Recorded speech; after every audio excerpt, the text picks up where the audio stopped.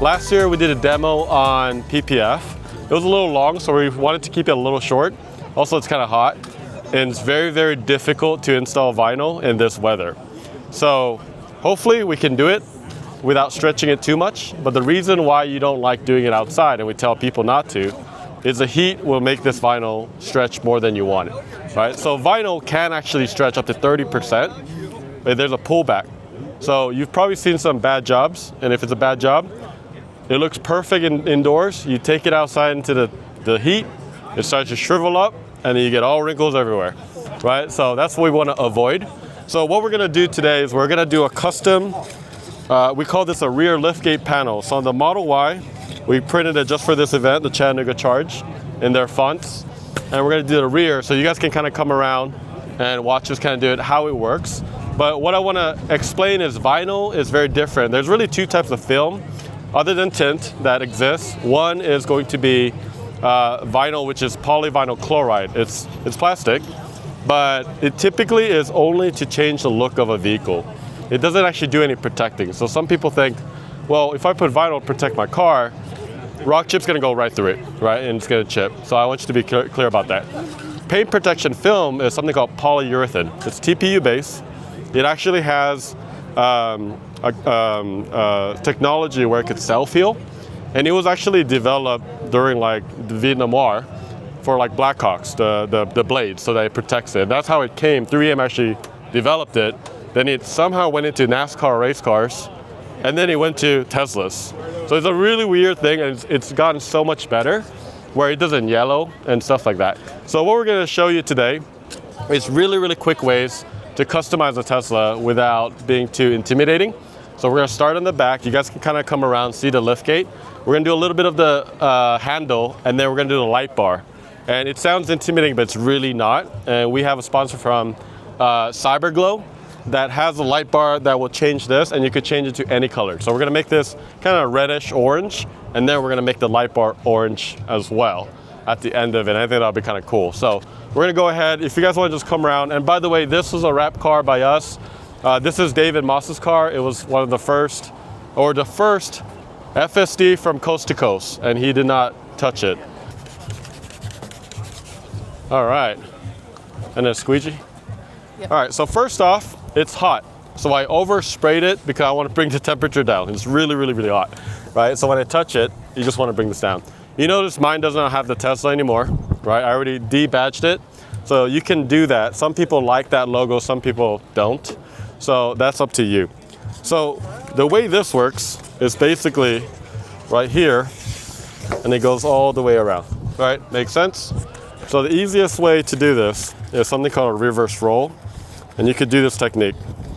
And I think what makes DIY possible in vinyl wrapping, because if you ask me like 10 years ago, vinyl wrapping, DIY, they'd be like, you're nuts, is we basically cut this piece and we slit the back. So you can do it in sections, which means that we can control your tension and your stretching, right? So I want to do my best not to stretch today, but I'm probably going to stretch whether I like it or not, if I'm being totally honest with you. This might go horribly well or horribly wrong, okay? There's only those two options. So we're going to go ahead and start. And all I'm trying to do is just get it started. And you'll notice that vinyl is actually quite easy to work with and flexible, right? So you can do your best. I want to go ahead and rip this. And do your best to kind of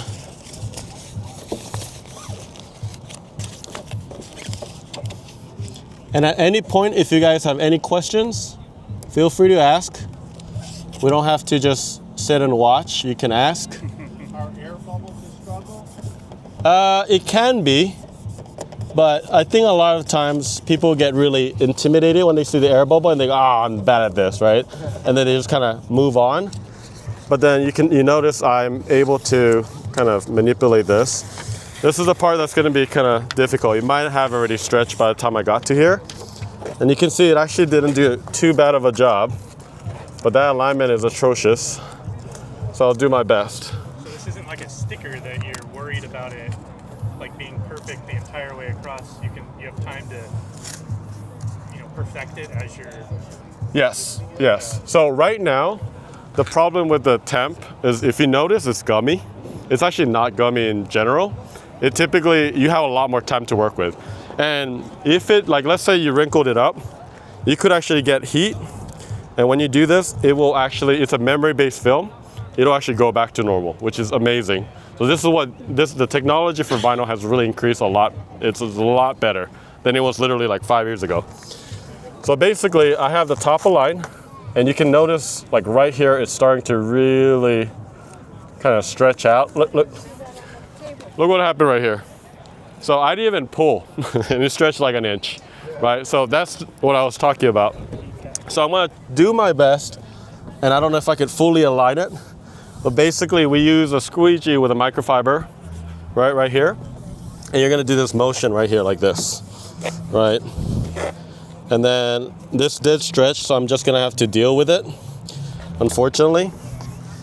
And then you can go all the way, and then it wraps around, and you could just use your finger. And then in places like here, you can actually get quite underneath. And this vinyl is actually rated for 7 years, and it actually has a laminate on top of it that makes it UV protected, right? So rain, acid rain, sun, maybe not acid rain, maybe that's bad. But for the most part, it can get most of all that out. And like I said, this did stretch, so unfortunately I'm gonna have to live with that. But go ahead and just use your finger, right? And push this all down. Man, it's hot I can't even touch it actually. That's how hot it is. If you left it on there for like a year or something, how easy is it to get off? So that's a great question, because if you use cheap film, it will be bad news for you, because when you peel off, the adhesive layer and the vinyl layer, the PVC layer, will separate, and you're gonna be over here for your whole weekend getting the adhesive off, maybe, right? But if you use something like 3M and Avery Denizen, which is what we recommend, those are the top 2 brands, right? There's a couple others out there, but they have a double cast. It's made in the USA or Germany, right? And they're using the best products. You'll peel it, and then it'll be completely fine. When I had my Cybertruck, I guarantee I've wrapped it like 45 times, okay? Because we were doing R&D over and over again. I've had it for 6 months, peeled it. I've never had an issue where when you peeled it, you had all that crazy glue and stuff. I think I saw some like in groups where they just had just adhesive lines everywhere. That's probably because they use some cheap stuff, right? So typically we try not to cheap out. We never cheap out on materials, and that's probably what you want to do. You don't want to put it on a Tesla or really any car, to be honest. So now that washing, you just go. We do a touchless wash. Yeah. Or touchless. Same thing with the wrap on it. Yeah. So touchless wash is a give and take, because some touchless wash is they're touchless because they're using very harsh chemicals, right? So if it's too harsh of a chemical, it could actually damage vinyl, right? So it might discolor it a little bit. So I would just check with what they actually use. But I would say more of them are using more of a pressure, right? And if you notice, I went all around the edges. So you can actually pressure wash it. It won't be an issue, right? Okay. So for me, it's like I try to be realistic. When you buy a car, like people say, and they like to say they wash their car every day, but I know you guys don't. You guys probably wash your car like what, once a month? Twice a month? Like realistically, there's some people that are like, that wash every day, I guess. But I think like I want to be realistic about it. So I think like when we make the products, if like, oh, like you can apply this, but you have to use a toothbrush to wash your car, then it doesn't make sense to do it, right? Like, so that's kind of how I look at it. And we want to make sure that if we put out a product, you can actually kind of do the same way that you want, right? So we got the back done, and we're gonna go to the side actually, if we can get the handles. I have it on the, all right, so this is a really, really easy way. So I want to be on this side. And this is just a handle. Oh, is it on just this side? My bad. Okay, so same thing here. And if you notice that the texture actually goes through, which is kind of cool. All right, so this is one of the easiest ones to do, but I might butcher it because it is hot. But you could basically just line this up.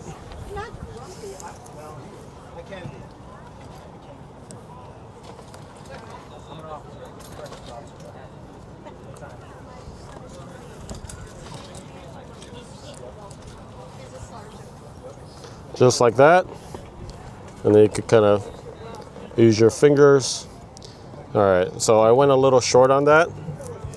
So kind of what I meant about being able to start again, well, just kind of pull it just a little bit. There we go. And then we also have another squeegee that we give out. And you can kind of work your way into it. Okay. Pardon me? How many door openings is that going to be good? So we actually have a different one where we don't go over too much because it's going to catch, right? That's a great question. So we go just a little bit where it won't catch. So it'll be pretty much good for ears. Like it's not really going to be an issue. There's other products out there that are like plastic covering. They don't work that well because they will catch and the adhesive will come off. Maybe you guys had that. That's kind of why vinyl for door handles is probably a better way. But typically, there's a lot of Teslas out there now. So if you go to a mall and you see another Tesla, you're like, which one's mine now, right? So like, this is kind of an easy way. If you lose track of your Tesla, put a red handle or something, you know it's yours. Or put your name on it. You clean up with the alcohol first? Yeah, so you can use just alcohol. We typically give in smaller products like this, we give like alcohol wipes basically. So you can see that we color match the rear, we have the side. I'm not gonna do this side, but we're gonna go ahead and do the light bar. So basically most of them are gonna be using 10 mil and 8 mil. That's really gonna be what Tesla uses. They use Torx 25, 27, maybe 40 every now and then, but for the most part, it is always gonna be a 10 mil, like 90% of the time, like most automakers, right? So we actually have to remove this tub, and this is kind of cool to be able to remove. And you notice I'm using a manual ratchet. I typically like using a manual because those power tools are amazing, but you can strip stuff all the time. So if you're a mechanic, you're like, yeah, probably just keep a manual tool, right? When you do this stuff like this though, when you're going to metal, it usually is fine to do a ratchet. But if I'm being honest, I forgot where I put my electric ratchet, so we brought that. All right, so once you get this out, you also gotta remove this thing right here, which is the light. This one is just a pressure, so just remove that. And then I got all my tools. And go straight up. All right, so, these do happen. This is a clip that did not break. It actually goes right here, just like that. And that's it. So now that we have this, we also have to remove the light bar. The light bar is right here. Push clip, bring it out, and you gotta push it down. That's what a lot of people don't understand. And then now the light bar is disconnected, right? And then of course we have these right here. So 1, 2, 3, and 4. I need my 10 mil, which is probably in here, right? So I got this. And this is the owner of Cyberglow. So one thing I want to say is they are a sponsor, but we actually talked to them because there's other people that sell light bars, right? I'm pretty sure you've heard of Hanshow, EV Base. These guys are straight up from the US and also in Chicago. And also one thing that's differentiating is they actually have true white, which is a big deal for me because when I looked at the Hanshow one, like when you're not using it, it looks yellow, right? Because they don't have true white. So if you do anything like, I don't know, Hollywood or lighting, the white is actually a pretty big deal. So it's very important to have that. So you can see that all this is held by is literally 4 screws and 1. And if you're interested, this thing is really running right now, but I got the HEPA filter. This is the launch edition, but this is the same for premium. What do they have now? It's like premium. Well, this wouldn't work for standard because it doesn't have the light bar, but it would be premium performance, all of that basically.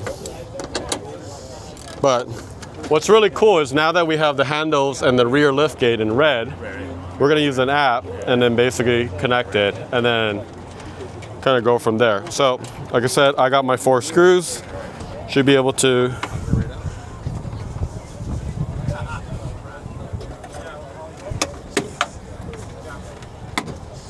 it's like a chiropractor, you know, like you kind of hold it, you breathe in, and you go, and then you're done.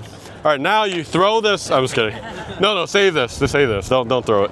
This is expensive. So we got this light bar. Look how exactly it looks. I mean, it looks. I mean, you can't even tell the difference, right? So tell us how is this different from the OEM one? So OEM, so this is gonna be RGBW. So it's gonna work on an app. So it's Bluetooth. It works on the app. You can make unlimited animations. You can do light shows. You can do sequences. So the only thing that this thing doesn't do is it's not gonna work with like your standard light show. Our Cybertruck light bar does, but this one does not. We had the logic's a little bit different going into the Juniper bar. So yeah. All right, so we got. Oh, don't drop that now. That's bad. Do you want to wire this whole thing up? Because we'll have to. Yep. We'll have to yank this guy out too. Sure. Yeah. So that's the 8 mil, right? 10. Oh, that's the 10 mil. Yeah. So we got to remove the HEPA as well. And the HEPA is not hard. I'll loosen it if you want to get this. Yeah. I know this is intimidating, but it's really not too bad. Once you kind of start working on it, you might not stop. That's the problem with it, right? So it's like, I'm just going to warn you right now. You're probably going to keep going and then never stops. All right. Anybody had the OGY? Do you remember when they used to put the windshield wiper up there? How annoying was that? Right? How annoying was that? Yeah.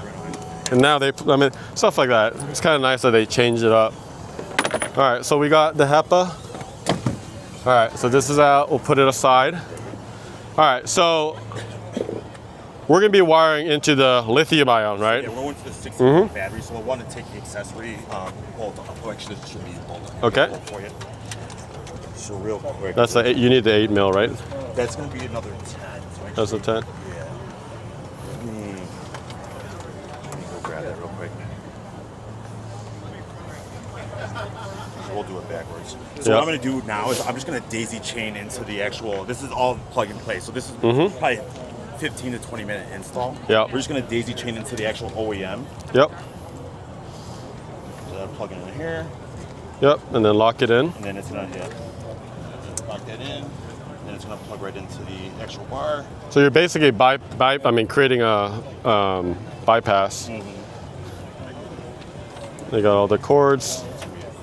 And then this is going to plug right into the actual light bar. So which connection is this one? This is a controller?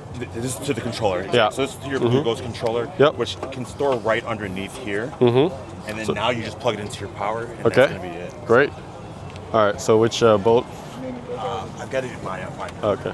pack out. Look at that.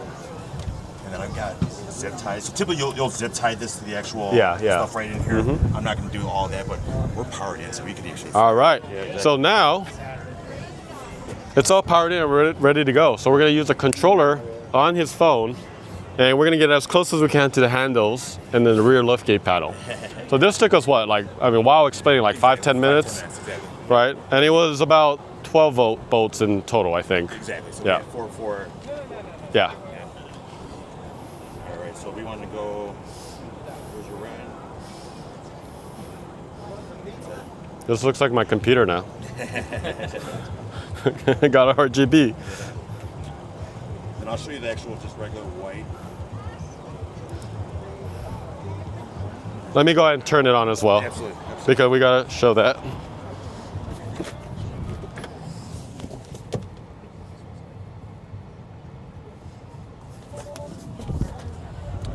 All right. Basically all the time. No, it's going to show up with the actual the vehicle. The vehicle sends the power to it, so once the vehicle sends What movie is this from? Iron Man. Will it automatically go Is back it? Oh yeah, we could do Iron Man. Yeah. It's the sound of his Yeah. Yeah. What do you guys think though? I mean, that was pretty easy. You can get it at cyberglow.com for $9.99, right? $8.99. $8.99. You guys saw how, it looks exactly the same. So I think it's illegal to do like red and blue. So please don't do that. Like while you're driving, don't do that. Don't be that guy, right? But it's perfect for like meetups or if you're just like, I don't know, when you're, showing it off, right? Exactly. So is it worth it? I don't know if it's all accessories worth it. I don't know. But it kind of makes it a little bit more of your car, right? So are there any presets you can also set up, Yeah. or like sound? You know how like inside interior you could do the sound thing? Right. It doesn't do the sound just quite yet, but that's something that we're looking at. Yeah. Yeah. So I mean, these guys are local out of Chicago. So did you guys have any questions about, like, I know we did a little bit of vinyl, a little bit of DIY here. Probably can't do this while driving down the road. It's just as a car. You can, but we cannot be responsible if you're in jail. Okay? No, you can, but again. Does the software have automation, like it knows when you're parked or driving or anything like that? So it powers up just with the vehicle's power. It doesn't know when you're driving, so at the end of the day, you can do it while you're driving, or you can do it while you're not driving. Okay, gotcha. Yeah. So you just be in the app, do it when you want to, and put it. Yeah. So is the app okay for Apple use or Apple or Android? Apple or Mm-hmm. Android? Yeah, exactly. This is the app right here if you want to look at it. It's a lot of colors. So you can, yeah, these are all the Kinda pick your program animations, and- exactly. yeah. Exactly. Yeah. And then you can run sequences too, so if you're doing like a light show or something like that, you can try to change that up. Yeah. That's pretty sweet. But again, Cyberglow, and then we're DIY Rap Club. Thank you so much for joining us for a small DIY session. We'll see you guys later.